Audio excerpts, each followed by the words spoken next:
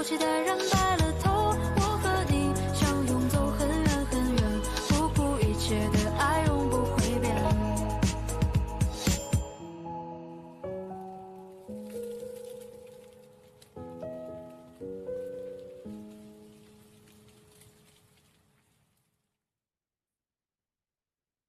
Hello, everybody. Thank you for coming along tonight. My name is Shaz Lawrence, and I'm really happy to see you. There's lots of people from different countries, different places, so I really appreciate you being here tonight. If you could just put in the chat, if you know where the chat is, there's a little chat box. Can you just put where you are from? So we have people from all over the world, from Australia, some people in Nigeria, in Africa. We have some people in Hong Kong. So if you just want to put in the chat, I'd love to see where you are from.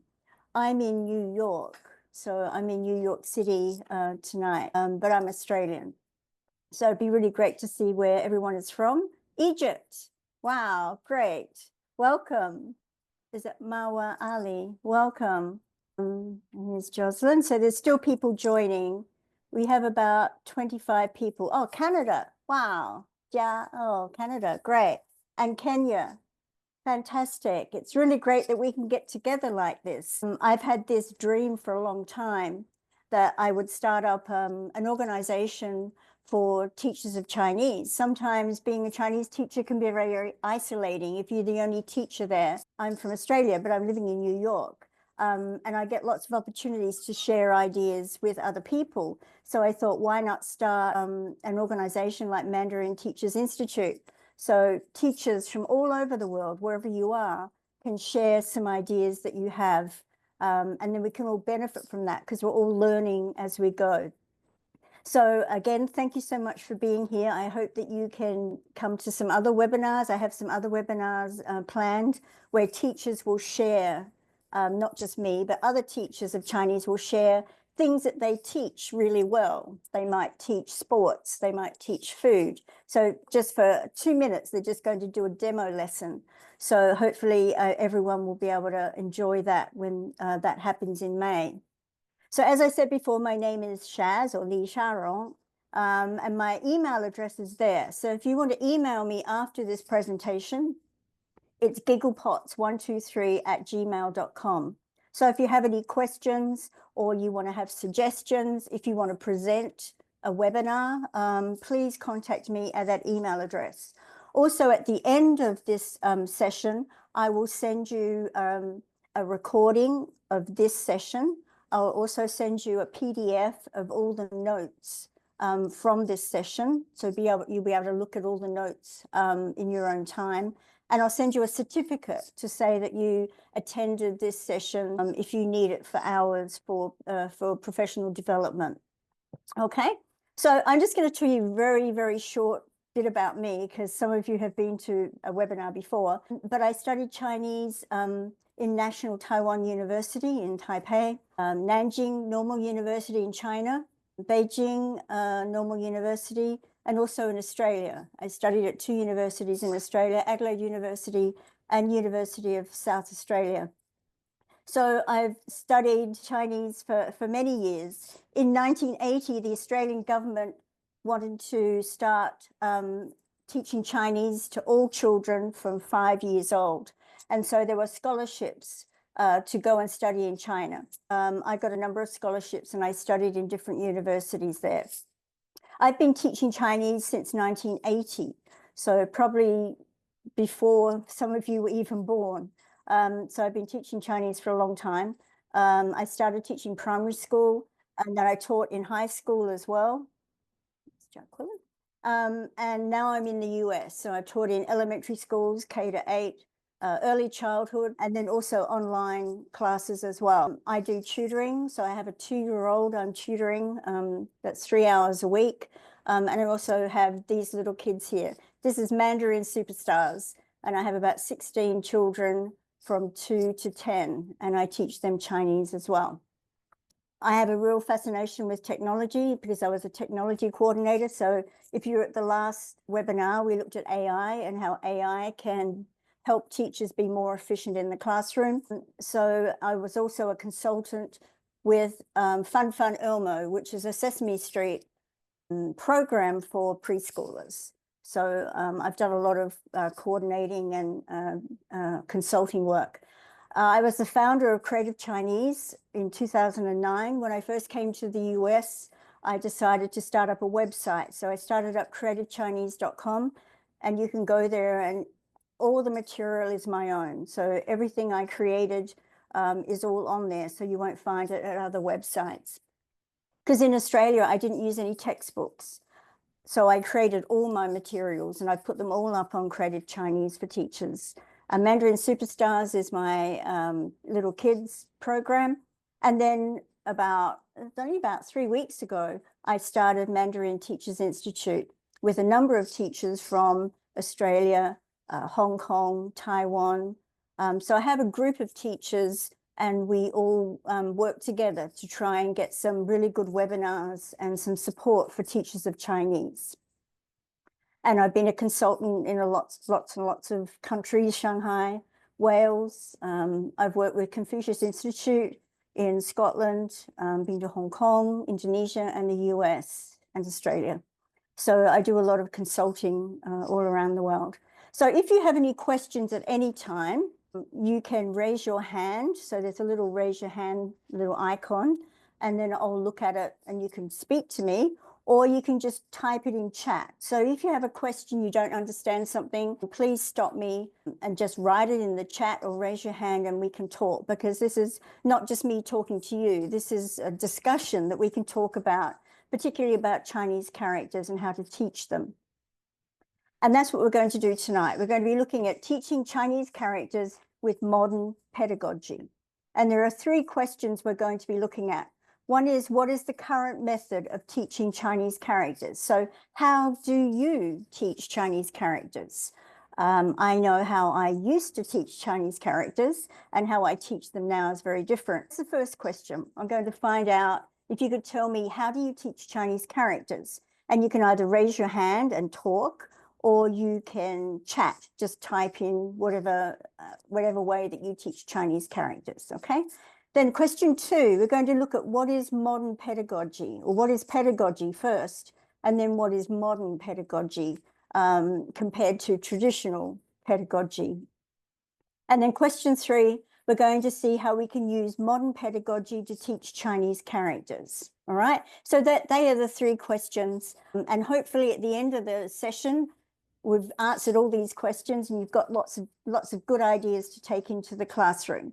But I'm also here to learn as well. I'm here to learn from you. So if you have some ideas, suggestions, some questions, then please feel free to interact with me. I don't want to just be sitting here talking to you like a lecturer. Okay, so this is your platform to ask questions and give suggestions. Okay, so we're going to start off with looking at the current method of teaching. How do people teach Chinese characters? Would anyone like to tell me? Either speak or you can just put in the chat. How do you teach Chinese characters? Okay. 我期待的不是雪，而是有你的冬天。我期待的不是月，而是和你的遇见。我期待烟花满天，我可以永远靠在你左肩。我期待的不是一句抱歉。号码变作位置断了线，有人经过后。 Okay, let's go back. So let me see. How do you teach Chinese characters? Booklets to practice. Okay, so you have like a grid or booklets that you practice. All right, I'm just going to write some of these down. Booklets to practice. Okay, does anyone have a different way of how you teach Chinese characters? You like grid writing, right? You write them on grids. Okay, how else do you teach Chinese characters? Flashcards. All right, so these are sort of the traditional ways of teaching Chinese characters. Has anyone got anything different? Any other different way that you teach Chinese characters? Let me know. All right, So that's sort of a basis of where we can start, okay? Generally writing on grids, writing booklets, flashcards maybe are used as well. It really depends on the grade level you're teaching as well, okay? And when I first started teaching Chinese characters, I basically did the same thing. I used flashcards, I used writing grids, I got the kids to memorize characters. And so today we're going to look at something that may be a little bit different to what you use. And some things you might say are great, some things you might say, no, I'm not interested in that. So just keep an open mind and see if you can maybe get some new ideas of how to really energize your Chinese classroom. So we're going to look at pedagogy to begin with, right? So pedagogy basically is my beliefs about children and learning. How do you think children learn best? Okay. Many teachers start teaching and they never actually think about what their philosophy of teaching is. What do you believe about children? What do you believe about learning? How do children learn best? So we're going to be looking a bit about that because I go into a lot of Chinese classrooms and I look at the interaction between the teacher and the students, and I can tell immediately what their philosophy of education is. And we'll be looking at that in just a minute. So for example, in this class, it's very teacher directed, right? Teacher out the front, students sitting at their desks, maybe practicing writing characters. So the teacher is very much the focus, all right? And tonight we're going to be looking at turning that around just a little bit. And then you can see here, this is one way that you learn characters. You write and write and write, and you write them over and over and over again. And this is my experience, obviously, when I was learning in Nanjing and Beijing. So this is memorizing. And this is the foundation, right? Because you have to be able to recall the characters that you learn. So this is one way, and I'll show you an alternative to this later on. So when you get kids to memorize and write characters over and over again, what does that tell you about learning? You might believe that by writing over and over and over and over again, you're going to remember it. Or you might believe that repetition is the best way to learn characters. Let's have a look and see. So mostly the current method of most teachers, and like I said, I go into lots of classrooms and I do some observations of teachers, and it pretty much is very teacher directed. So the teacher's out the front, teacher shows the character, shows them how to write it, students copy it.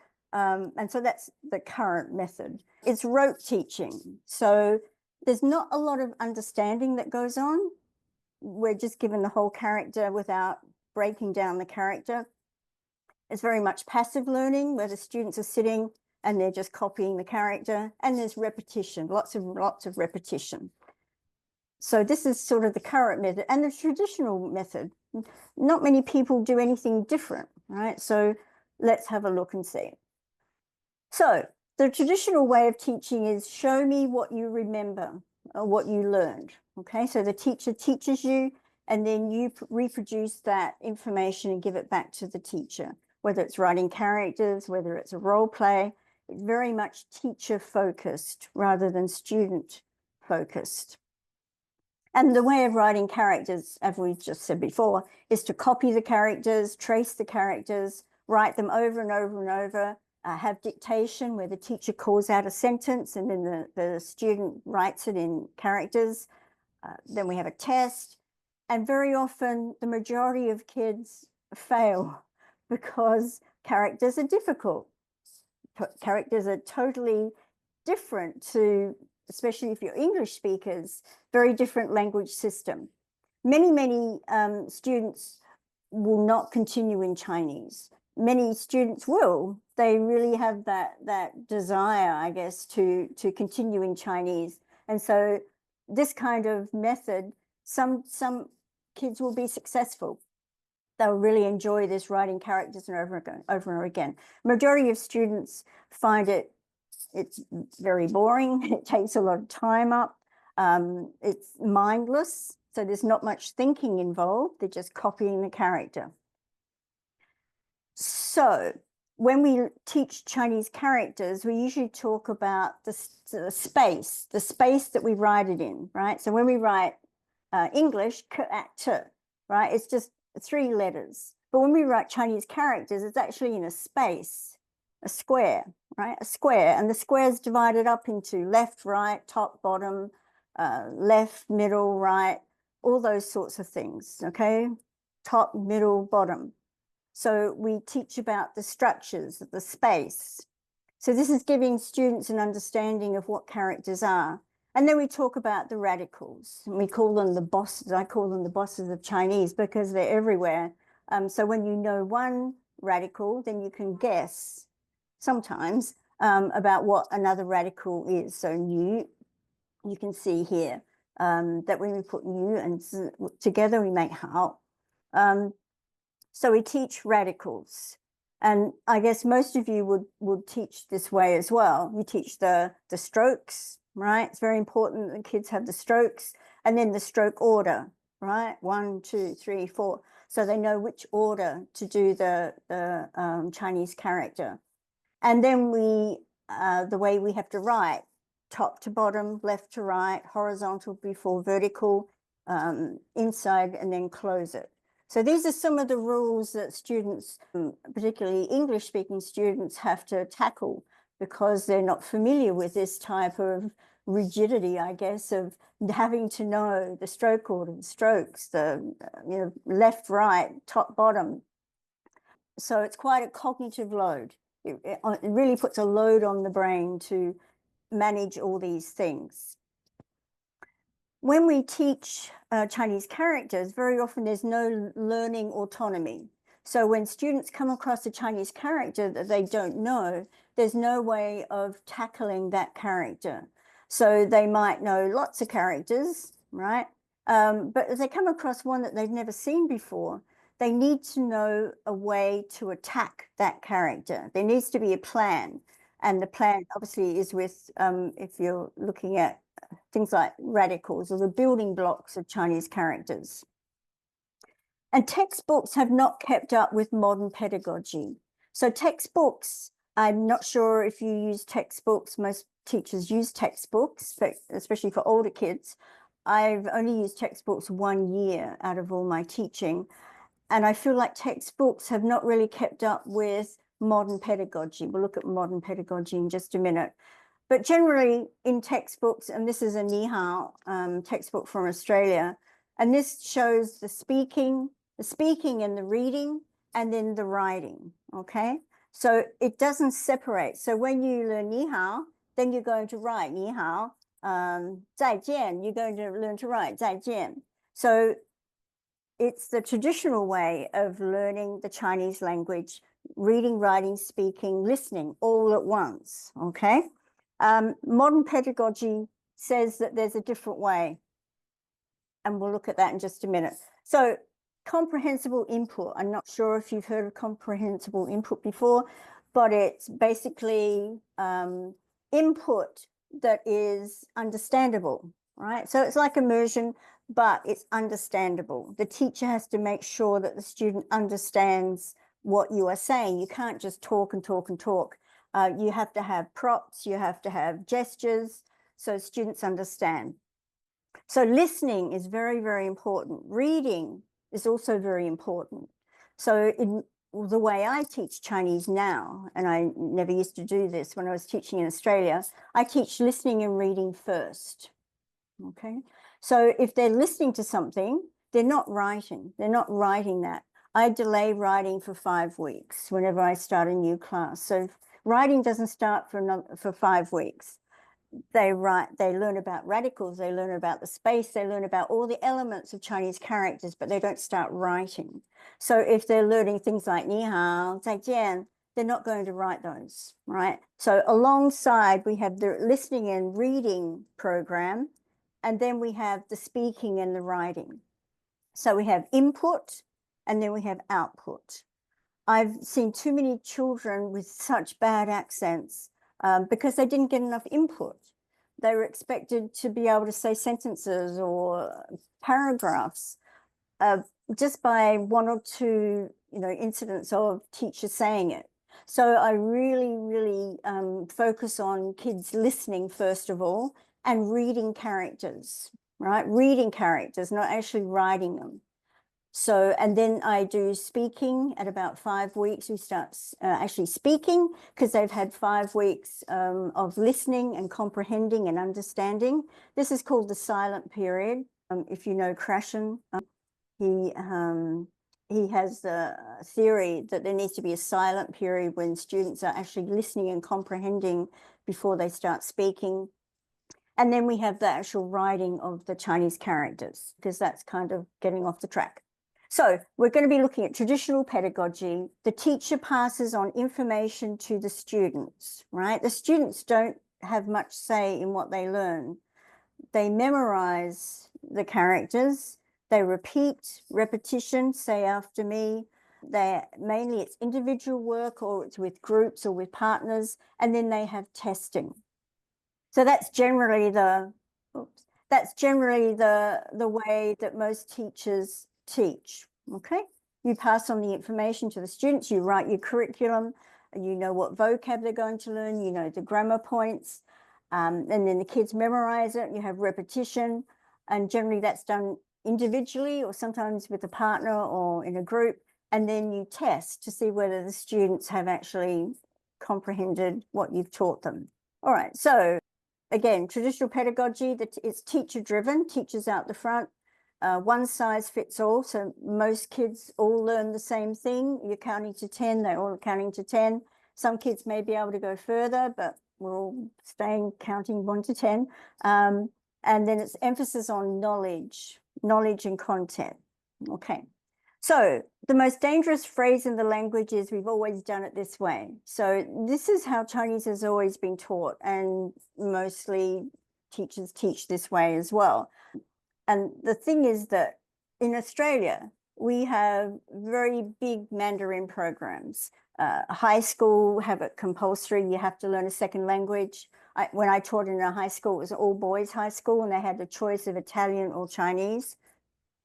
All the kids chose Chinese as something different. They thought it would be interesting, but this has been released just recently that 95% of kids who do Chinese in high school don't go on to do it in college or university. So they don't really have a mastery of the language, which is quite a lot of kids dropping out of Chinese. They go right up to, you know, the end of high school, but then they don't continue. So 95% of Australian kids learning, and some have learned from first grade. It goes right through, usually start with 5-year-olds, goes right through to 18-year-olds at the end of high school, but they don't continue. So that's very disappointing.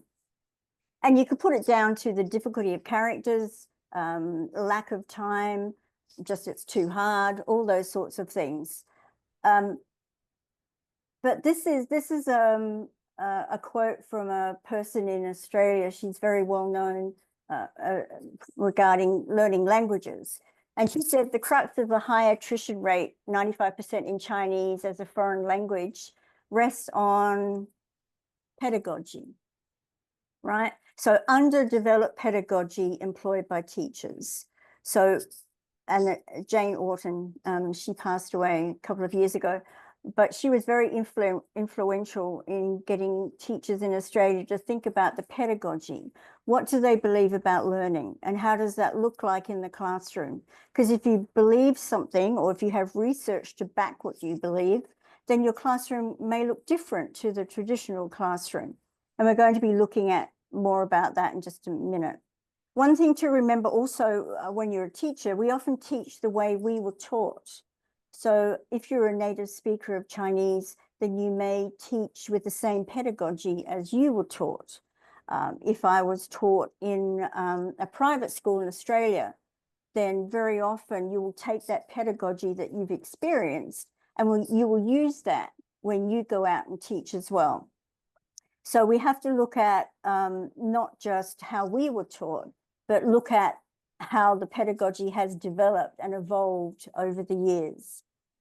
This image here was created by AI.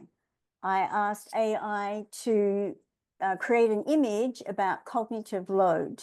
Cognitive load, I think you all know about that. That's just the amount of effort that it takes for us to learn and retain the information in working memory. And you can see here, these are all the things that students need to know when they're learning Chinese characters, okay? So you have the stroke order rules, you have the grammar rules, you have the tones that they're not used to, you have multiple meanings and pronunciation, the lack of phonetic transparency, right? In English, k makes cat, but in Chinese, there's no phonetic attack that they can make on characters. You have the pinyin rules, you have the writing, you have complex visuals, and you have to understand radicals and all the components. So this is what it looks like to learn Chinese characters. And so we as teachers, I believe, we have a duty to reduce the load, reduce the cognitive load. And we can do that in many, many different ways. Let's have a look. So what is pedagogy? What do you believe about children and learning? So pedagogy is really the way you teach in the classroom, and really the reason why. Why do you teach that way? Why do you have kids sitting in individual chairs, right? Why do you have kids working in groups? Why do you have kids learning reading over here, and then you have other kids who are doing math over here? Why do you have stations, workstations? So pedagogy is really, really important. When I went to Teachers College, which is many years ago, we always used to have to write a statement of philosophy, teaching philosophy, what we believed about kids and learning, how they learnt best. I'm not sure if they do that now. Maybe they still do that. But it's if you haven't done it before, it's really good to sit down before you start your classes in the new year. Sit down and you can do some research. It's really good if you have research to back up your beliefs, right? And then just write a statement of philosophy of teaching. And that will really help you clarify what you're going to do in your classroom. And many teachers start teaching, right? And they have all the content, they have classroom expectations, the rules, they have they have all the learning outcomes, they have the themes, the vocab, and maybe they're going to use a textbook, but they don't have, or they haven't thought about the pedagogy behind what they're doing. Hopefully it's getting better now with teachers, but in my day, we did a little bit of it, but I hopefully that it's really increasing more and more these days. So when I go into a classroom and I do some observation of Chinese teachers, I generally look at the way the classroom is set up. And I look at and see the interaction between students and students and teachers. So I look at individual learning, and then I look at social learning. So social learning is one of the elements of modern pedagogy, that learning is social. So when we work together, we learn from each other, and there's collaboration. And these are all skills that kids are going to need when they get a job now. They're going to need to know how to collaborate with each other and cooperate, all these skills. One size does not fit all. So gone are the days where you can have a whole class of 40 kids and they're all doing the same thing, because they're not really, because we have kids who are really quite bright and they're going to need extension. We have kids who need support and they're going to need some additional assistance. So one size does not fit all. And then we come to teacher focus versus student voice and choice. So student voice and student choice, I'm not sure if you've heard this before, but in Chinese classrooms, you can really have a voice for the students.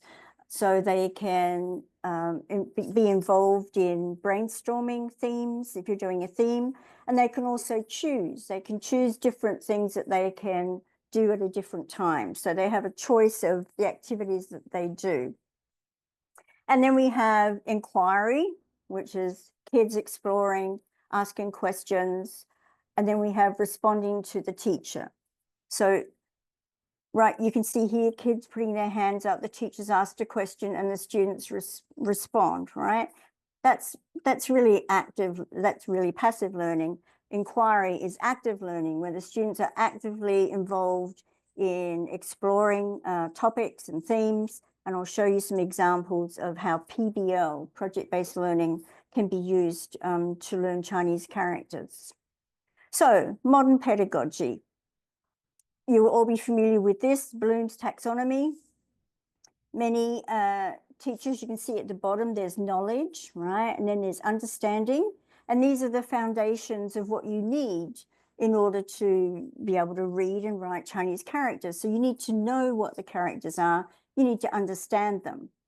But where we need to go as teachers is go up, right? We need to get the kids to apply that knowledge in different contexts. We need to get the kids to analyze the Chinese characters, okay, the different components. That's where radicals come in. We need to get the kids to evaluate and then to create. So create is what we're really striving for, not just understanding, not just a test where, you know, you might have given them 12 characters and then you give them a test, right? It needs to be in context. So you can give kids characters to learn in a context, and then you get them to apply those characters in a different context. So you can see that we're trying to get the kids to be creative, right? To evaluate and to apply their knowledge. So understanding and knowledge is good, but it's a foundation, right? And as teachers, we shouldn't stop there. But many teachers of Chinese, that's what it is. It's based on content. And we're going to be looking at ways we can go up the triangle and really look at modern pedagogy and how it can be used in the Chinese classroom. So this is the teacher who instructs all the students, right? It's teacher-centered. The teacher plans everything. The kids are passive. The teacher teaches. The students might create something like a role play, but then the teacher grades it, and then they move on to another topic. I call the other kind of teachers a constructivist. This photo here is from Singapore, Eton Preschool, fantastic school. And they do a lot of student-centered learning and inquiry. And so constructivists really get the kids to create their own meaning, right? So they give them opportunities and activities where they can start thinking about Chinese characters, asking questions about the characters, exploring the characters, and they collaborate together. So it's not individual learning, it's a social learning as well. So what is modern pedagogy? Before we get on to modern pedagogy, does anyone have any questions, what we've done so far? I've kind of simplified it just so that you can see the difference when we get onto modern pedagogy, how it's different to, say, traditional pedagogy. Does anyone have any questions? I'll just put a bit of music on. 我期待的不是雪，而是有你的冬天。我期待的不是月，而是和你的遇见。我期待烟花满天，我可以永远靠在你左肩。我期待的不是一句抱歉。Okay, thank you. So what is modern pedagogy? So we're going to be looking at, we've just looked at current pedagogy, and most teachers teach that way. I'm not saying it's bad, I'm just saying that that's the traditional way. If you go into any school these days, teaching math, teaching social studies, teaching English, it's generally that pedagogy, right? But we're going to be looking at what modern pedagogy is and how it can be used to teach Chinese characters. So how do kids learn best? And these are some areas here. So first of all, learning is social. And this is very different to where, as I grew up, you sat in your own chair, you didn't talk to anyone. If you talked to anyone, there'd be repercussions. So you were there, sat in your desk, you did your work, you raised your hand when you were finished. And so social is very, very different now, because students can work in groups, they can collaborate. And as I said before, these skills are going to be useful for kids who are looking for jobs in 10, 15 years. Learning is active. So it's not a passive process. So students are actively involved in their own learning. They take responsibility for their learning. They may even be involved in co-creating the curriculum. I know that sounds outrageous, but I've worked with students before.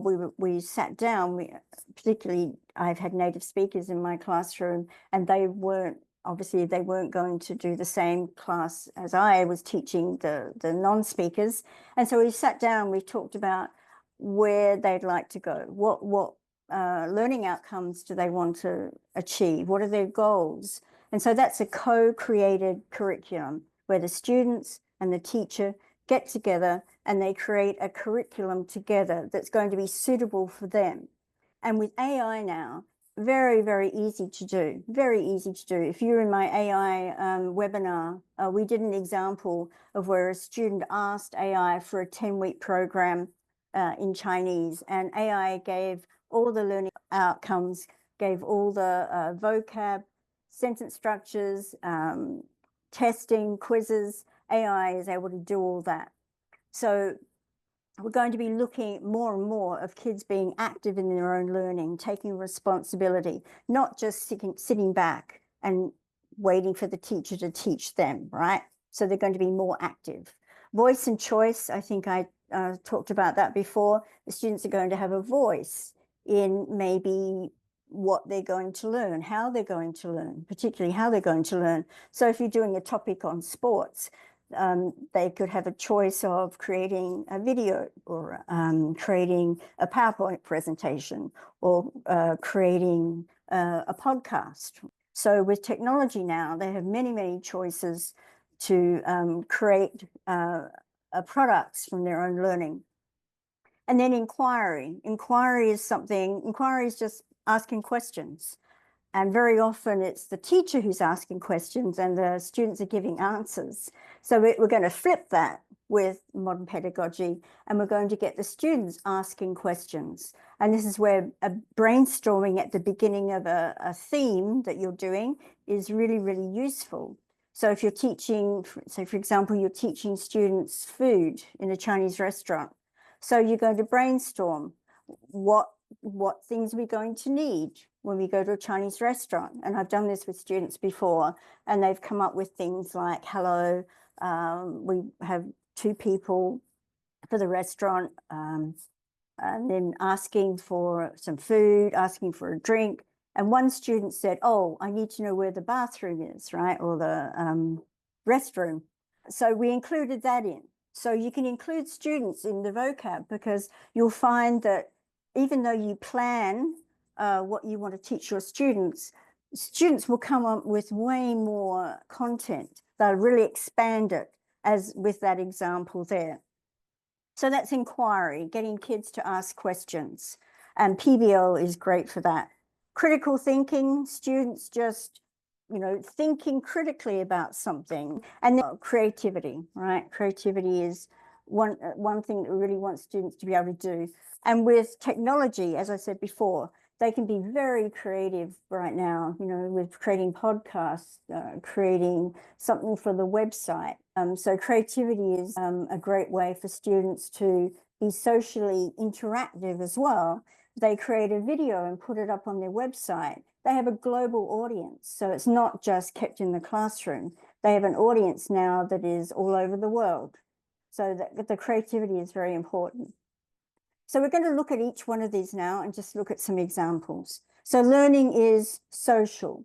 So you can see these kids here, they're practicing writing Chinese characters with pen on some paper. And so they're learning from each other. They're looking at what the other person has written. Older kids could give a critique and say, that stroke doesn't look correct. Maybe we could write it this way. Learning is social is very important.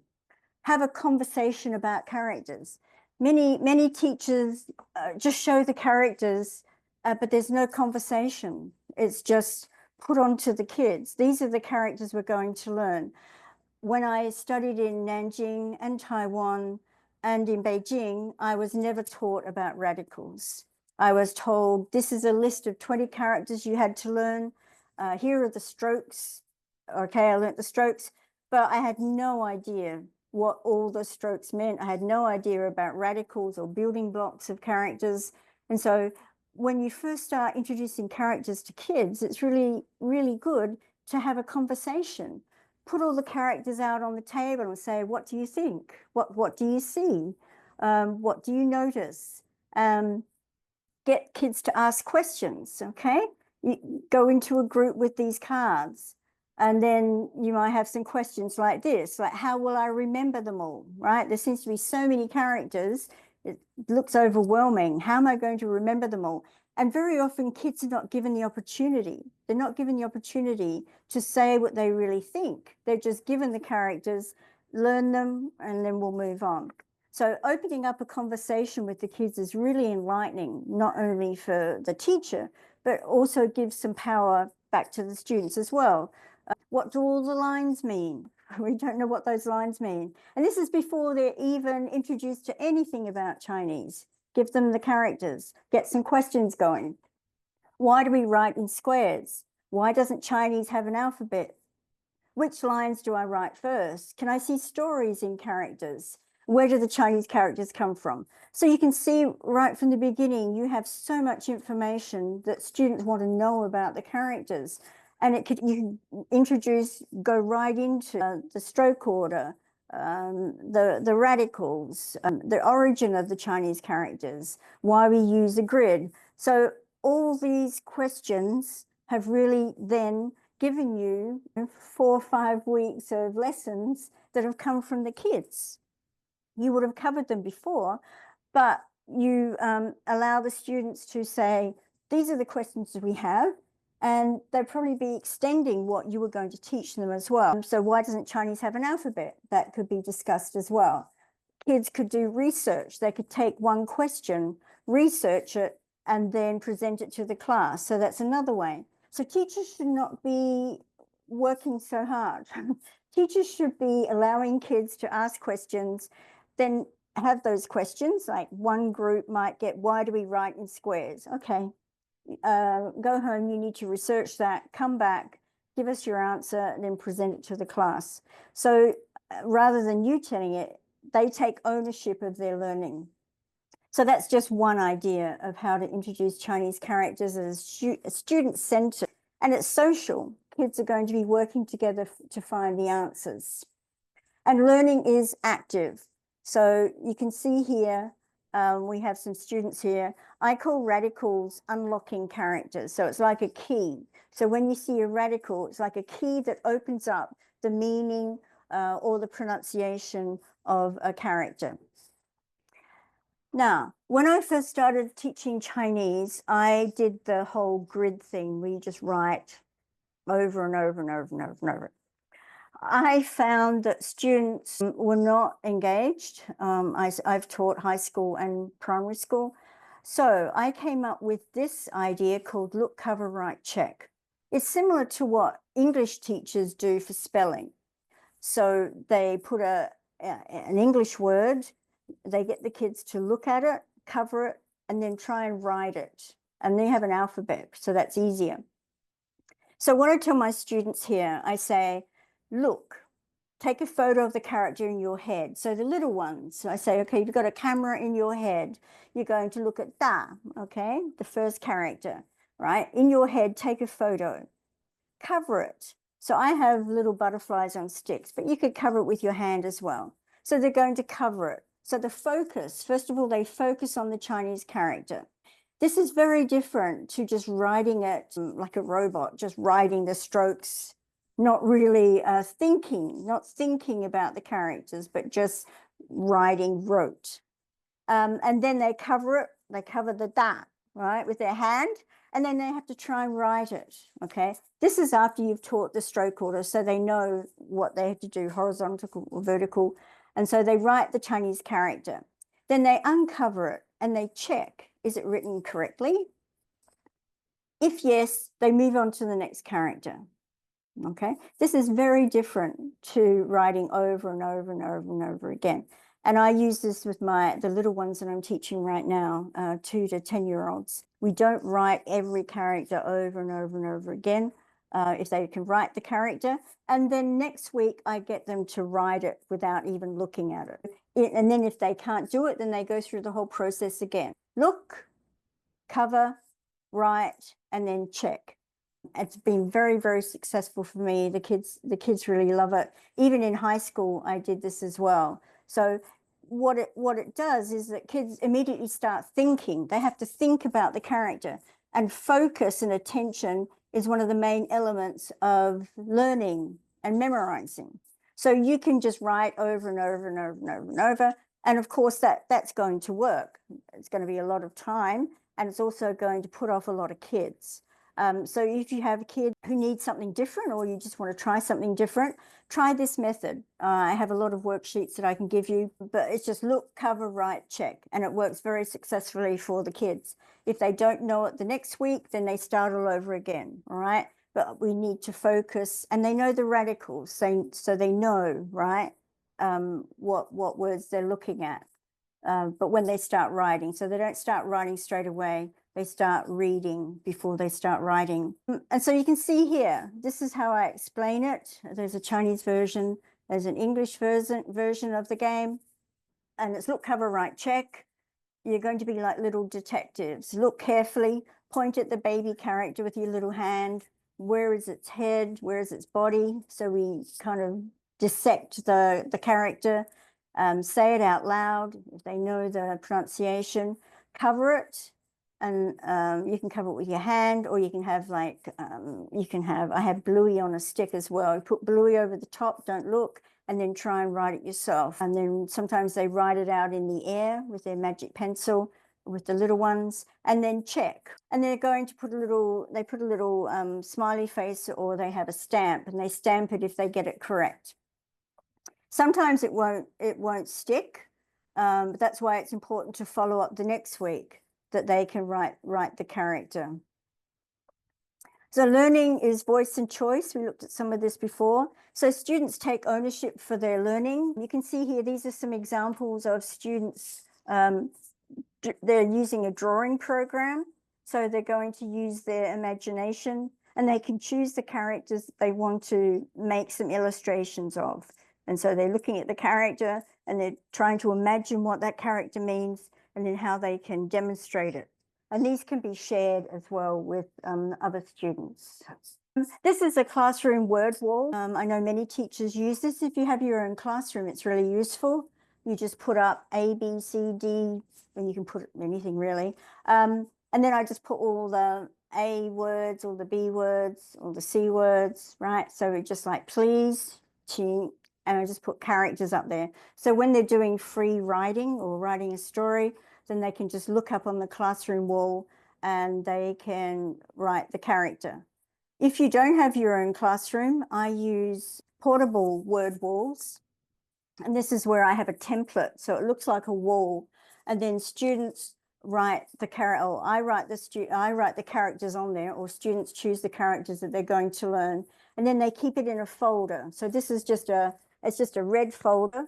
And on one side, I have words I know. These have been tested, right? I ask them to read the characters or tell me the English translation before actually the sound. And then I put a little star if they get it correct. And then on the other side of the folder, words I am learning. So these are words that for the grade level they have to learn. So I put them up there on the other side. So they have their folder in every class, words I know, words I am learning. And then also on the back, sometimes I put words I would like to learn, all right? So sometimes they might come across a character and go, wow, I'd like to learn that one. So they have a free choice. They have a choice of adding that character in the back of the folder as well. So that's just one way for kids to have a voice, have a choice, and they've taken ownership of their learning. So you're stepping back and you're allowing kids to practice the characters and choose some of the words that they're learning as well. And these are goals. So these are first grade and second grade Chinese characters that they have to learn. And then I get my kids to write the goals, what their goals are for each week. So sometimes they will choose characters. Sometimes I will say, okay, you must learn, the first line, and then you can choose 2 more.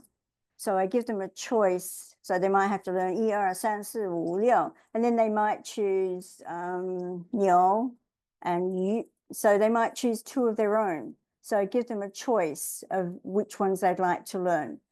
Once you've taught kids how to write the characters in the correct stroke order, you shouldn't have to teach them every time. I know teachers teach them every time, but if you teach the kids, right, left to right, top to bottom, inside then closed, they should be able to, hopefully they'll be able to follow those directions. But you can also, if you're not sure, the younger kids, then you can also add the stroke order for each character as well. But this is just a way that students can have goals for learning characters, and they don't have to all be the same. Some teachers might freak out because they're not all learning the same thing. It doesn't matter, because you have 1 to 50 or 1 to 47 Chinese characters in first grade, and they're going to learn all of those and probably more. So you have the characters that you want them to learn, but then they can also add extras as well if they want to. So that's their goal sheet. And students can self-monitor their learning. And you can check up on this, of course, but this is a great way of having all the characters in a chart, putting it in a folder, and when they can recognize the Chinese character. I do reading before I do writing. So I get the kids to read the Chinese characters and then they color them in just to check on what they're learning. Learning is inquiry. So inquiry is asking questions and exploring the Chinese characters. So this boy here, he's thinking about the Chinese characters. And we don't really see enough of this in Chinese classrooms, right? We see given characters, maybe you know the meaning, maybe you know the stroke order, but he's actually thinking about the character that he's looking at. And this is just a possible thing that he's thinking about. He's saying R is ear, right? I wonder what Y is, right? So he's trying to work out what the word is by looking at the radicals. And he can see heart. So he's looking at the character and trying to analyze it. And this is why it's important to include radicals. I call them building blocks, the building blocks of Chinese characters. So you can see here, this is another class at the beginning of the year. What do you notice, right? Just give them all the characters. What do you notice? Are there things that are the same in each character? There are different lines. What do you notice? So categorizing. So if you taught them all the characters, that would be understanding. That would be, at the bottom of the foundation. They need to understand and know the characters.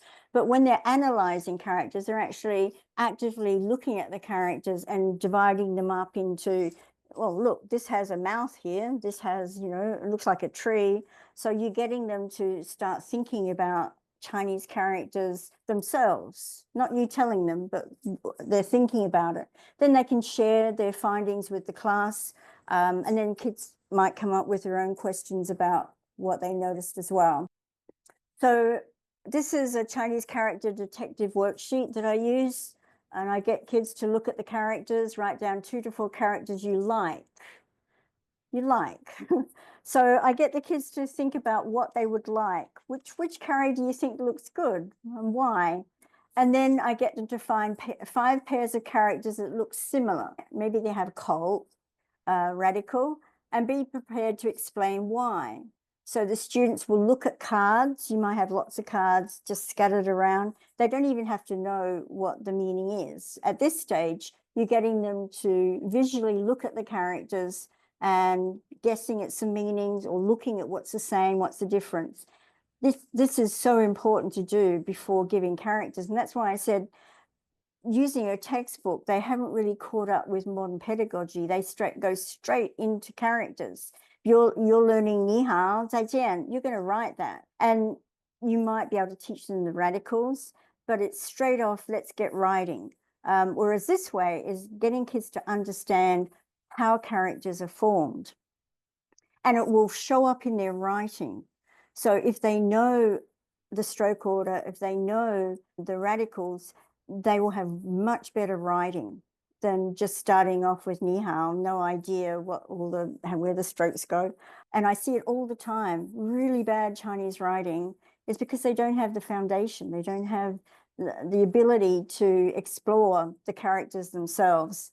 And then I look at the space. So the space, you've probably seen all this before, the space that the Chinese characters take up. Okay, so there's the square, there's the top and bottom, there's the top, middle, and bottom, there's the left and right, there's the left, middle, and right. And then you have like the L shape, and then the square at the top here. So these are all shapes that students are going to look for to categorize the characters, the space that it takes up. And this will also help with their writing because they'll be able to proportion their writing much better. I don't know if you've seen writing before. When they're first starting, one side is really small, the other side is bigger. So this exercise is great for kids to understand where all the characters go and the space that takes up the characters.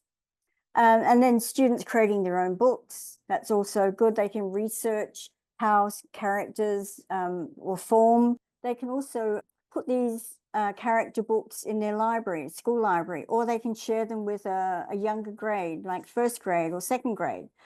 So that really gives them a public audience that they can show their product that they made. So I'm just saying, student inquiry to explore characters. Tactile learning obviously is very good as well. These cards are from Singapore, Tickle Your Senses, excellent place to go and get lots and lots of resources. But obviously tactile learning is very important for the little ones.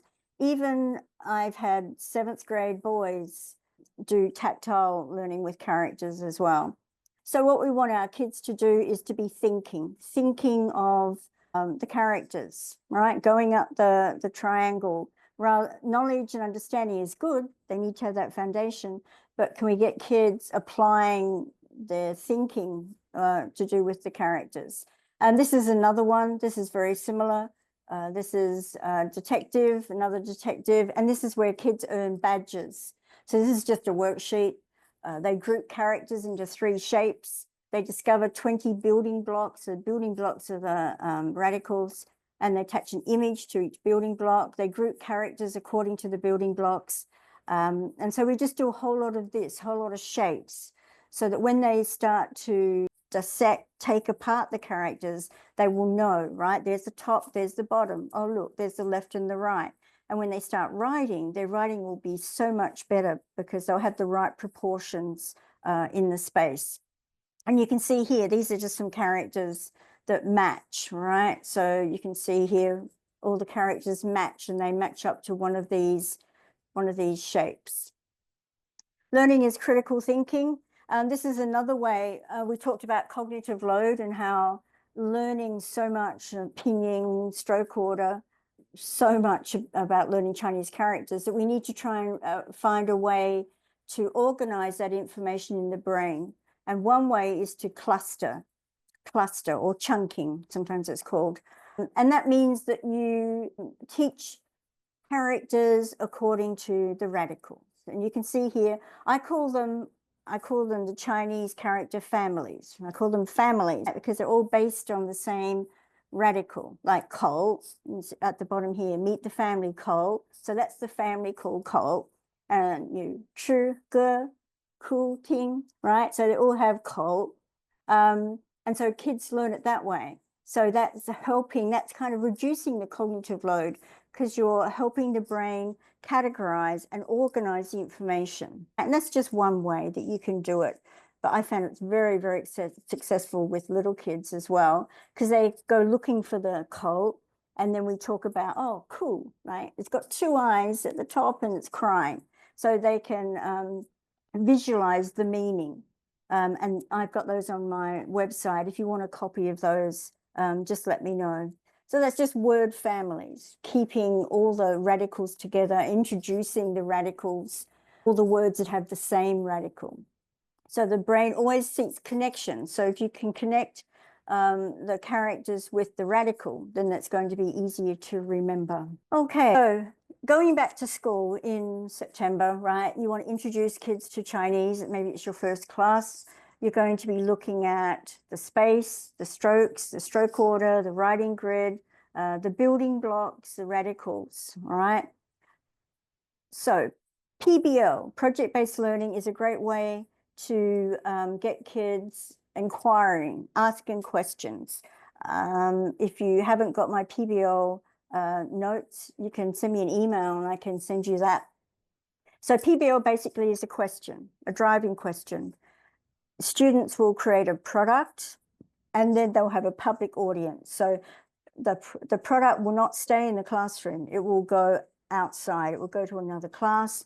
It will go globally on a website. It will go to a community organization.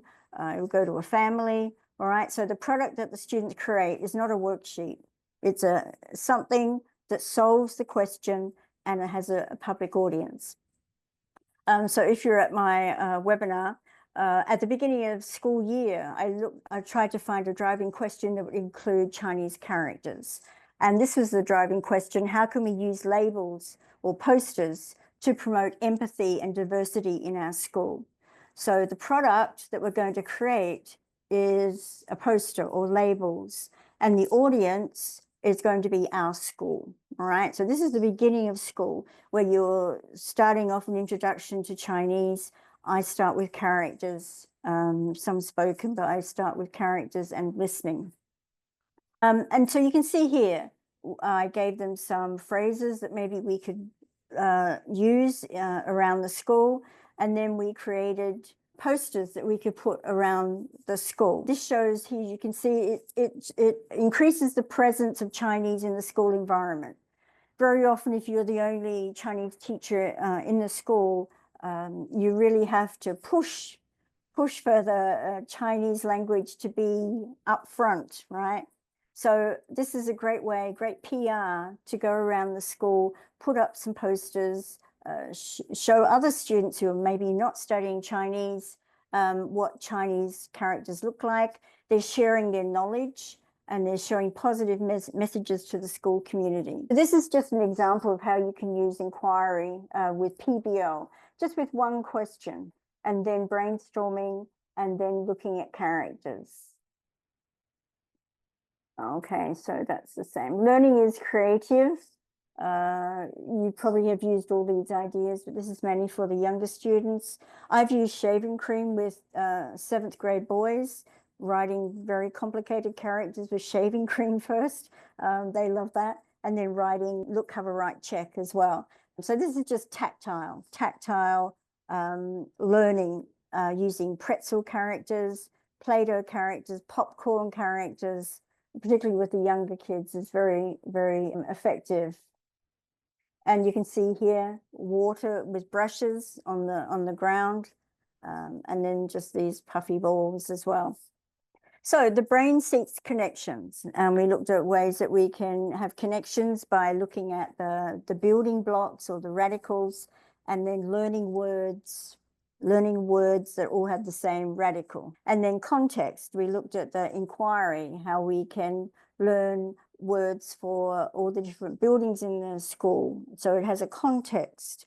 And then meaning, okay, we need to know the meaning of the character. So that any way that we can reduce the cognitive load, the load that is quite difficult with all the learning of the characters and pinging and tones and stroke order. If we can reduce that, and then obviously the student's going to be much happier.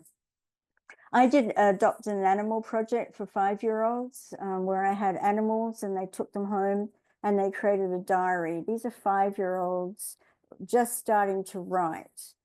And you can see here, the writing's not great, but they're 5. And this is their first attempt. So they took one of the animals home. And this was after a lot of reading. So they were familiar with most of the characters that they used, but they started writing. So you can see here, 我爱小兔子, 我爱小兔子, I love little 兔子.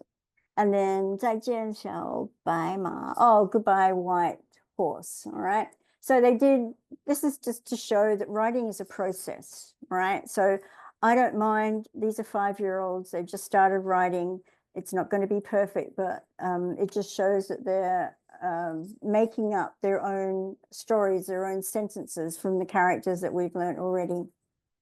Then this is visual storytelling. So students, when they're first starting, they can make all the pictures into the characters they're learning. This is one that I'm doing tomorrow with my 2 to 10-year-olds. They're learning all the environment characters, and then they're going to draw to remember. And you'd be surprised, you give 25 characters like this, and within one lesson, they'll be able to recognize what the characters are, because we've created a meaning from the visuals to the characters. And this is for some of the older kids as well. So I have started doing my own, but now I get the students to create their own meaning from the characters. And also when kids are learning to write, this is called U time. Everybody writes, so I get students to write for 5 minutes, and they can choose whatever they want to write. So it's just to break down the barrier of the fear of Chinese characters and making a mistake. Everyone writes, so everyone has a piece of paper and they have to write, and they can choose from writing, like some write 1 to 100, right? They just write all the numbers. Some copy characters, they look around the room, they copy the characters.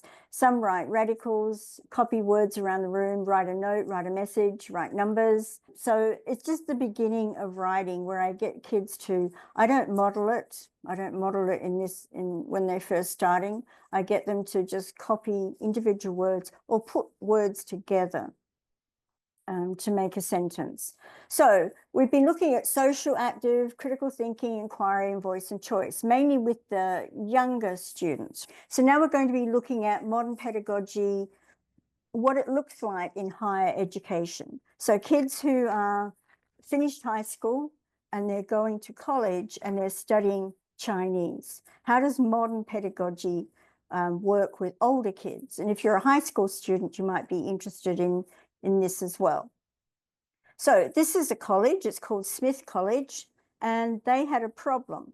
The problem was that these 2 Chinese teachers here found that their students were enjoying speaking, but they found it really difficult to teach Chinese characters, and they couldn't fit all the Chinese characters they wanted to teach. And the kids were put off by the Chinese characters. So these Chinese teachers came up with a plan. And the plan is called Chinese Character Literacy Project.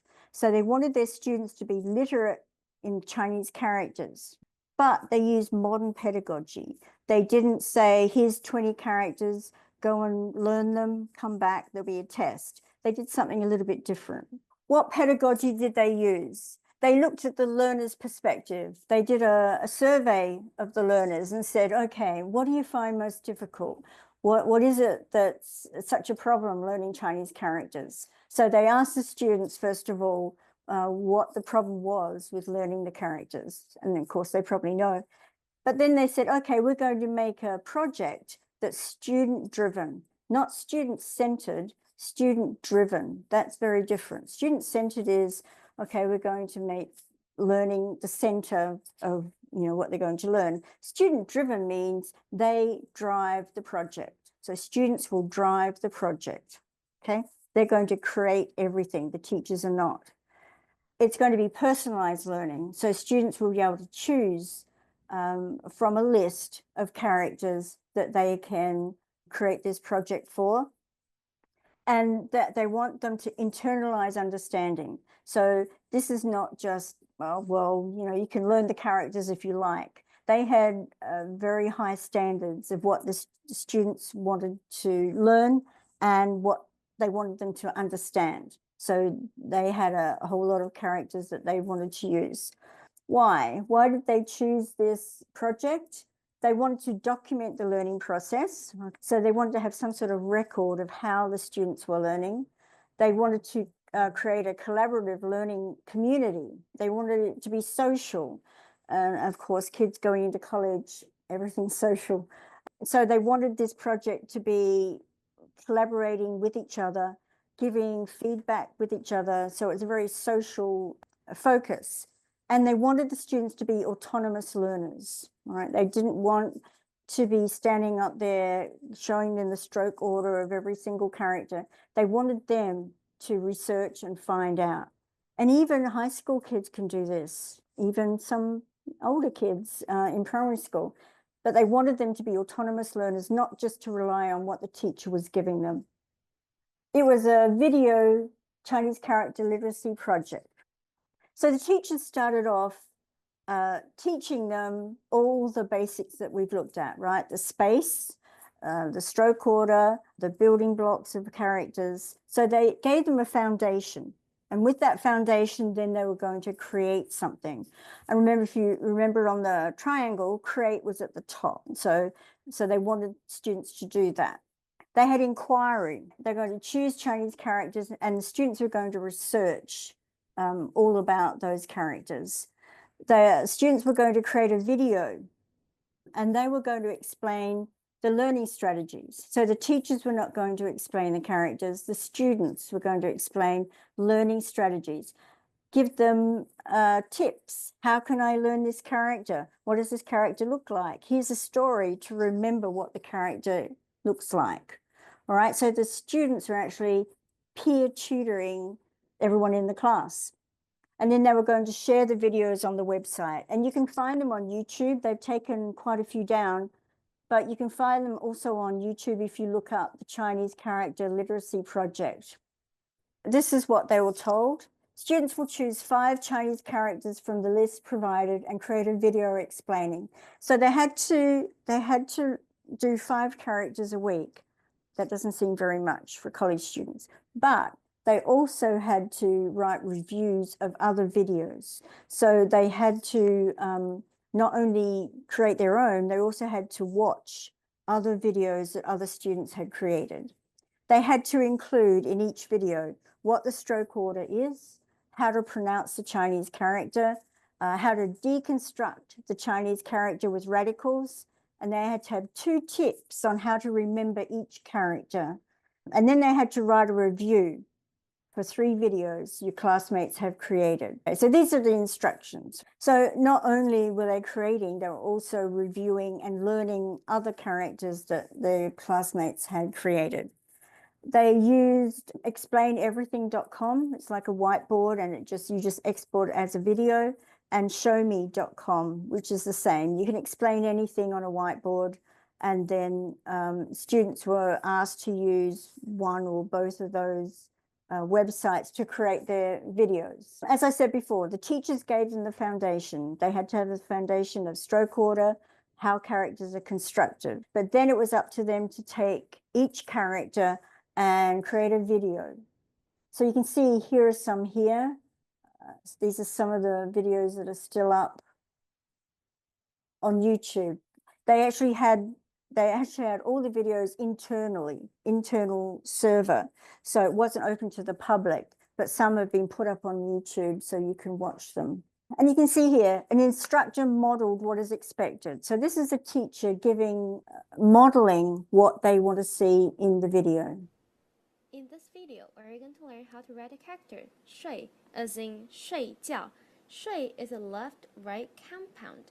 The left part is an I radical, and the right part is 垂, which means to hand down. With I radical, this character implies eyelids are coming down, which means to sleep. To write this character correctly, we need to follow 4 stroke order rules. Left, right, top to bottom, inside before closing, horizontal before vertical stroke. So we start from the left side, which is the I radical. Top to bottom, left, right, and top to bottom as 1 stroke. Inside before closing, so inside first, left, right, and close the box. Okay, so that just gives you an example. The teacher modeled what they expected from each video. And you can see, I think this is one. Remember, this is in their first year, so their pronunciation is not good, but it just gives you an example of the type of videos that they created. During my first year of taking Chinese at Smith, we did the Character Literacy Project, where students would present a character that we were learning that week with the rest of the class. The overall goal of this project was to improve character literacy, long-term memorization, and to foster community. So how does it really work? Well, let me show you. Here I present to you the character Ren. It means person/people. If you look at it like this, doesn't it look like a person? Now I'm going to introduce you to another character called Ni. Ni means you. Do you see how Ni contains the character Ren? Usually when Ren is in another character, it usually means that it has something to do with a person/people. Now you have just learned 2 Chinese characters. With the help from the IT department, each student would create a video presenting on a character as I demonstrated before. Using the iPad. 你们好，今天我教你们什么些病和疼。The character bing means illness, and the character tang means aching. First, I'm going to show you the stroke order of each character. They both have 10 strokes, and I'm going to start with the stroke order for bing. 1、2、3、4、5、6、7、8、9、10. The stroke order for tongue is as follows. 1、2、3、4、5、6、7、8、9、10. Okay, so that's lagging a little bit, but you can see the type of videos that the students created. Then the teachers at the end of the project, they surveyed the students. They thought that students created a supportive community with feedback and comments on each video. So students had to comment on a video that they watched. So they were shared in class, but then also they had all the videos on the server and they were all categorized by radicals. And then they had to watch the video and also comment. So it's a very social activity, just like on any social app. Teachers are able to assess learning via the videos and provide correction to individual students, and they had a positive attitude. So the feedback from the students was increased motivation, engagement, deep understanding of characters, and they liked being creative to explain the characters, and they were more likely to continue with Chinese too. I'm just going to finish up with just four really good websites, Character Pop, Dong Chinese, Hanzi Craft, and Ning Chinese. All of these are really good for deconstructing the characters, taking a character and then putting it right down to all the basics, all the radicals that make up that character. I think these websites are fantastic for students to research characters, and if they were going to do a project like that, then they would be able to use these really well. You can see here, they deconstruct characters. They have storytelling. So all the characters they look up on those websites, they have a story that goes with it, which is very interesting, and they can explore them. So you can see here, this is an example here. I'm not sure which website this is from, one of those that I just talked about. So share, study. So you can see here we've got students making comments like a child can study under a roof. Children cover their studies in school. Small knowledge drops are absorbed through the roof onto the child. So all of them are trying to make sense of the characters and trying to make connections in the brain about the character. And this is really important for beginners especially.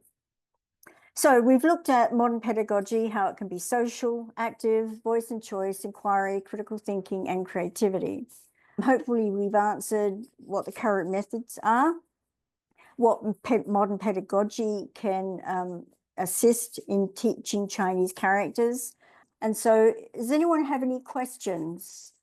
I'd really like to hear from people about what you would use in the classroom. Is there something that you would use in the classroom? Are you happy with the way you teach Chinese characters? Do you think some of these ideas can be incorporated into your teaching? I'd really like to hear anyone that has any questions or suggestions of what you think. So if anyone has any suggestions or questions, if you don't have any right now, you can contact me. 我期待的不是雪，而是有你的冬天。我期待的不是月，而是和你的遇见。期待烟